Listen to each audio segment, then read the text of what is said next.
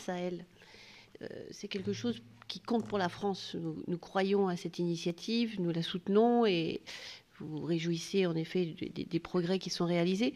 J'aimerais savoir si ce projet compte aussi pour nos partenaires européens ou pour d'autres qui seraient amenés à nous soutenir, notamment pour financer cette initiative. Si elle doit réussir, je pense qu'elle aura besoin de financements importants, d'investissements dans les équipements et ainsi de suite.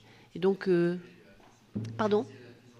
Voilà, mais je ne pense pas que la France puisse être seule. Et voilà, donc j'aimerais savoir un petit peu comment vous entraînez vos homologues européens ou d'autres au-delà des frontières européennes. Merci.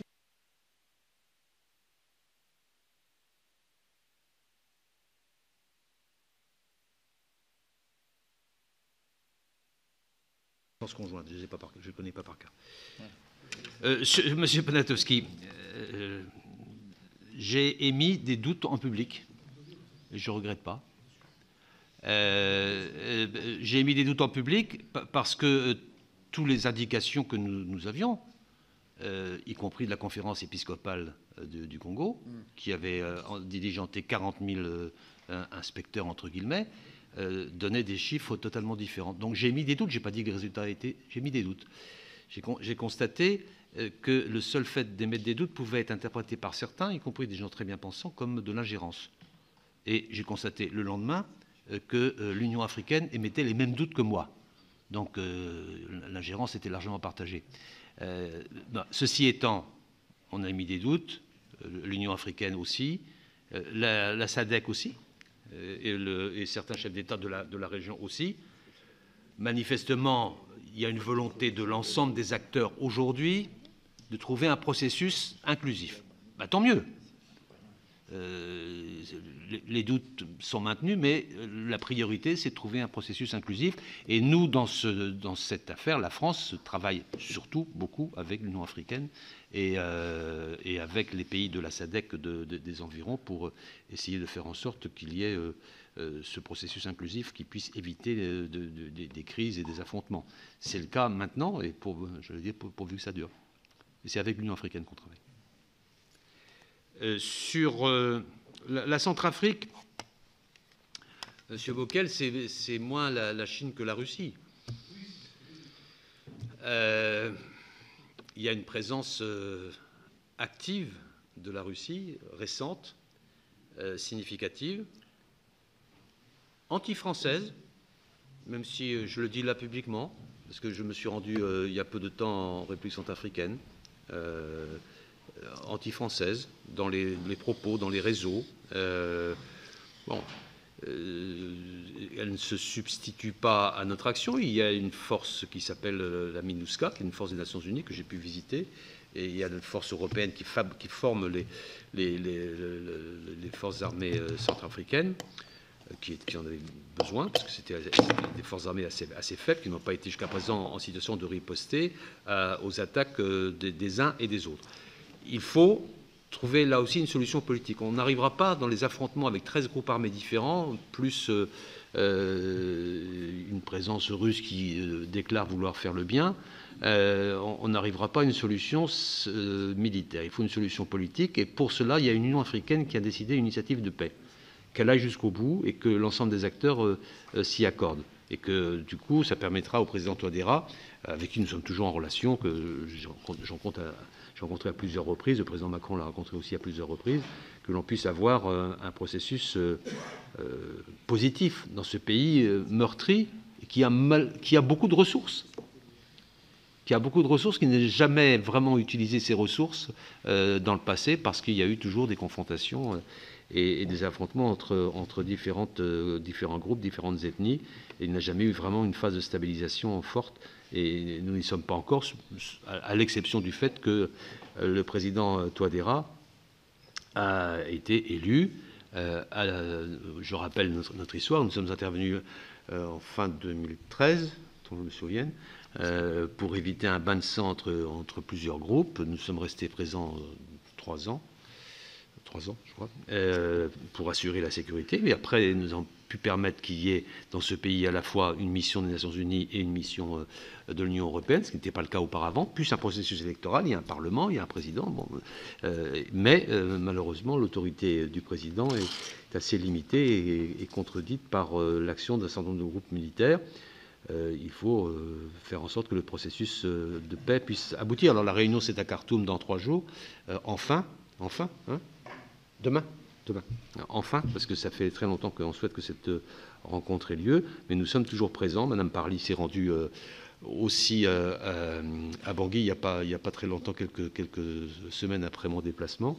Nous continuons à suivre cela de près en relation avec les voisins pour éviter éventuellement des risques de fragilisation qui pourraient intervenir, parce que nous sommes pas loin de zones à risque supplémentaires, et donc il faudrait éviter que des tentations terroristes supplémentaires puissent aboutir dans cette région.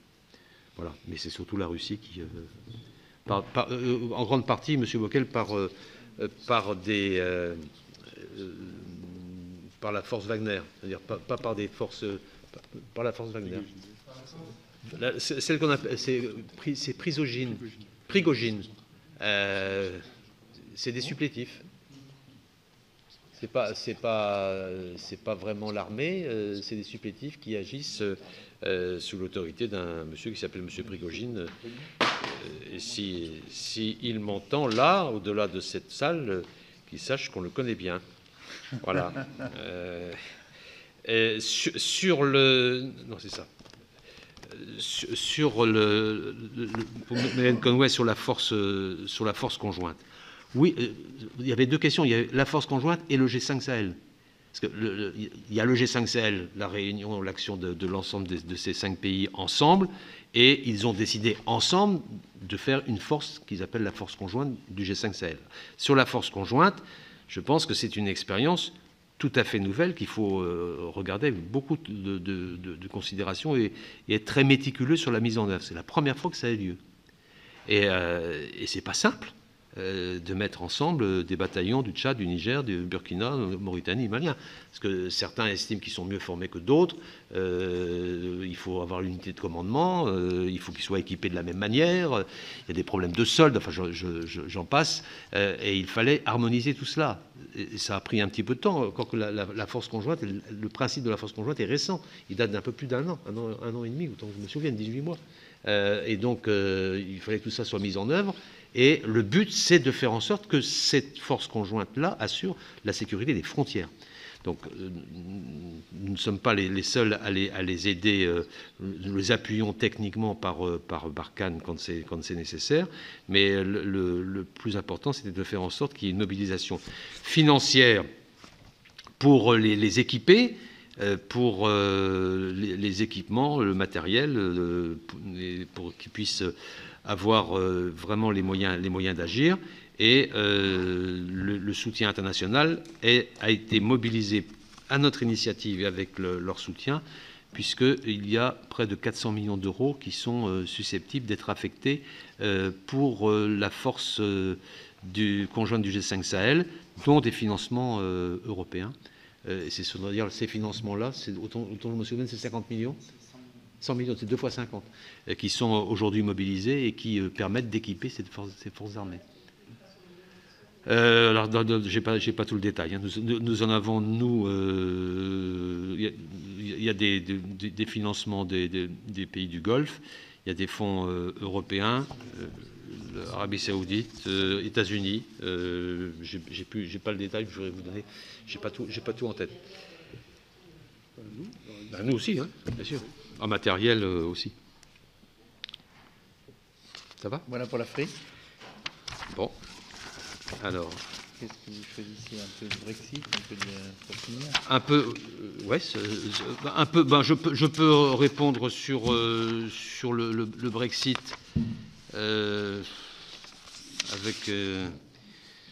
avec modération, parce que oui, la situation évolue chaque jour. La situation, elle est connue, vous la connaissez, c'est que Madame May a proposé... il y a d'abord eu un vote sur l'accord de retrait qui avait été... L'accord de retrait avait été le résultat d'une négociation entre les autorités britanniques et les autorités de la commission mandatée par le Conseil des chefs d'État et de gouvernement. Cet accord de retrait n'a pas été validé. Il y a eu même un échec assez spectaculaire. C'est sans doute l'échec le plus important depuis les années 20 dans l'histoire parlementaire britannique. Madame May ensuite a survécu à une nouvelle motion de censure. Bon, on constate. Ce qu'on constate aussi, c'est qu'il y a une impasse, parce qu'il n'y a pas de majorité pour le No Deal, il n'y a pas de majorité pour l'accord de retrait. Ce sont des positions contradictoires, mais il n'y a pas de majorité ni pour l'un ni pour l'autre. Elle a voulu développer un plan B qu'elle a présenté lundi, qui n'est pas un scénario nouveau. Et là, maintenant, nous sommes dans une situation où les parlementaires vont amender un texte qui devrait être soumis au vote le 29. Et c'est là qu'il y a plusieurs solutions possibles. Mais d'après ce que je crois comprendre, à partir du moment où les parlementaires vont amender le texte proposé par Madame May, c'est donc le Parlement qui reprend la main. Et il peut y avoir plusieurs options, selon les amendements déposés et selon les majorités qui vont se dégager. La première étant une demande d'une prolongation de la discussion, mais à notre sens, cela ne peut se faire que s'il y a un objectif, et en sachant que sur l'accord de retrait, il n'y aura pas de nouvelles discussions. Donc, y compris d'ailleurs sur le filet de sécurité. Et donc, ce qui peut amener une discussion, c'est peut-être une modification de la déclaration politique sur les relations futures.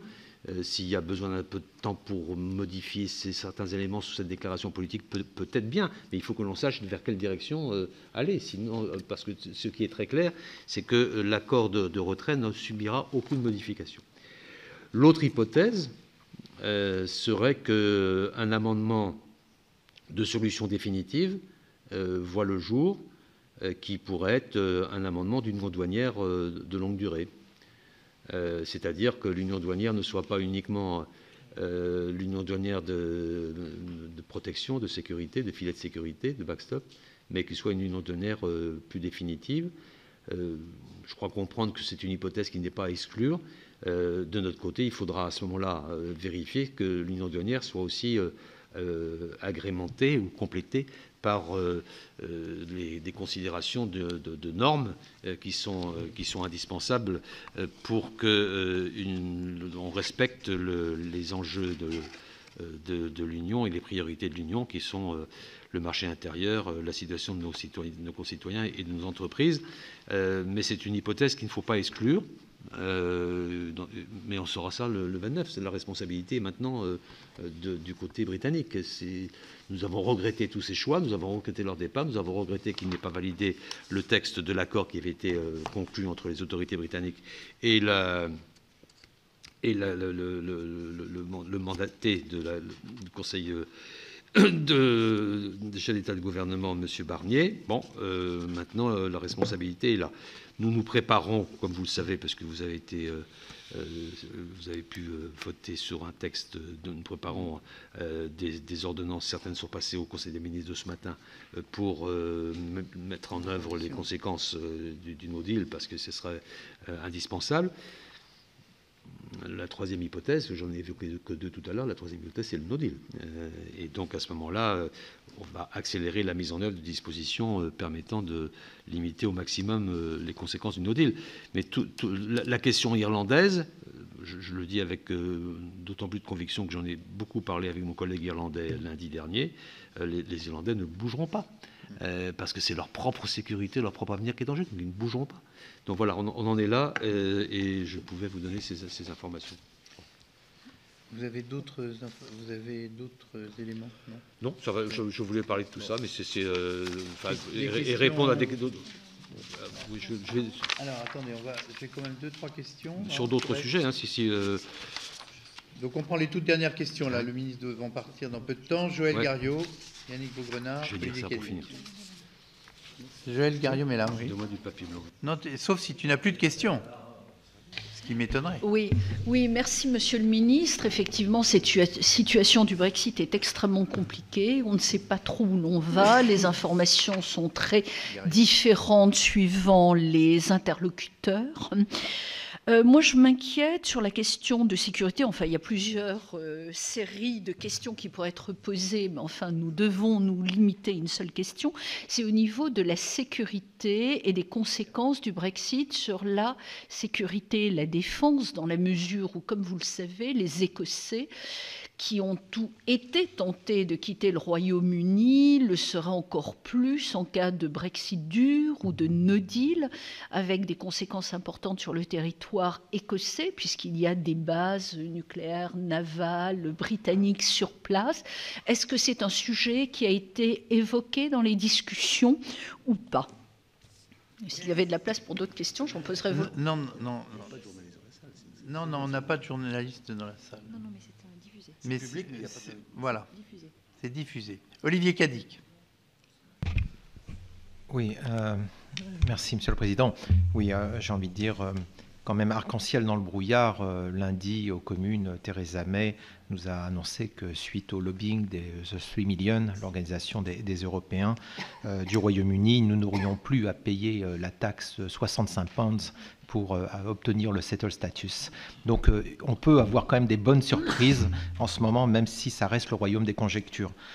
Je voudrais vous interroger sur la question de la Chine et de Huawei. De plus en plus de pays s'interrogent sur les risques présentés par l'utilisation des équipements réseau de Huawei dans le cadre de développement de la 5G.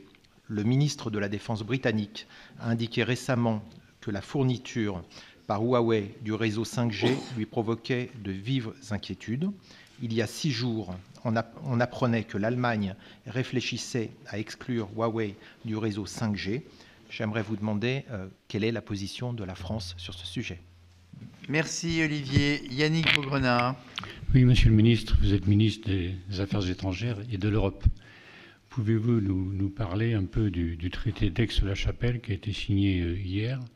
Les contre-vérités les plus folles circulent sur l'Alsace, sur la Lorraine, sur le remplacement par l'Allemagne au Conseil de sécurité de la France. Bref, c'est la période sans doute qui veut ça, les fake news. Pouvez-vous nous dire exactement ce qu'il y a dans ce traité d'Aix-la-Chapelle? Merci. Merci Yannick. Enfin, Pierre Laurent clôt le cycle des questions. Oui, juste une question assez... brève question. Quelle est votre réaction ou votre sentiment sur l'invitation faite à Bolsonaro en ouverture du forum de Davos?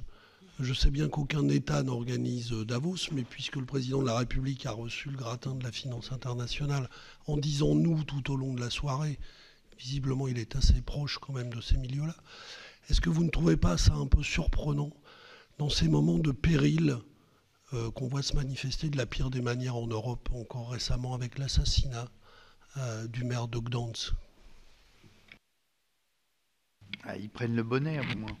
Alors, j'ai oublié Gisèle Jourda. Est-ce que, Gisèle, tu as toujours une question? Oui, s'il vous plaît. Moi, ce sera la dernière. Oui, j'aimerais simplement avoir un petit éclairage sur la situation en Afghanistan, eu égard donc, aux décisions de retrait donc, de Trump, et notamment au renforcement qu'on peut imaginer par rapport aux talibans, puisque l'attaque de la base militaire, donc j'aimerais connaître votre réaction là-dessus. Merci.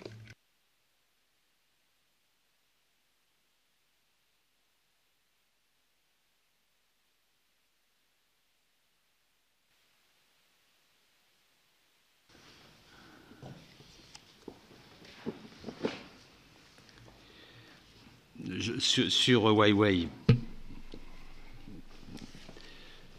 je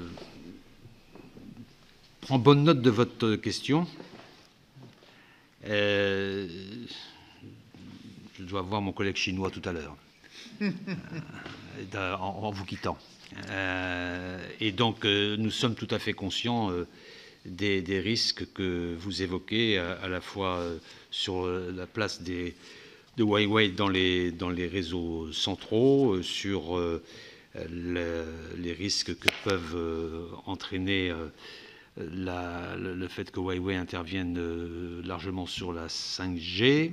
Nous sommes tout à fait conscients de ça et le gouvernement prendra les dispositions nécessaires quand il le faudra.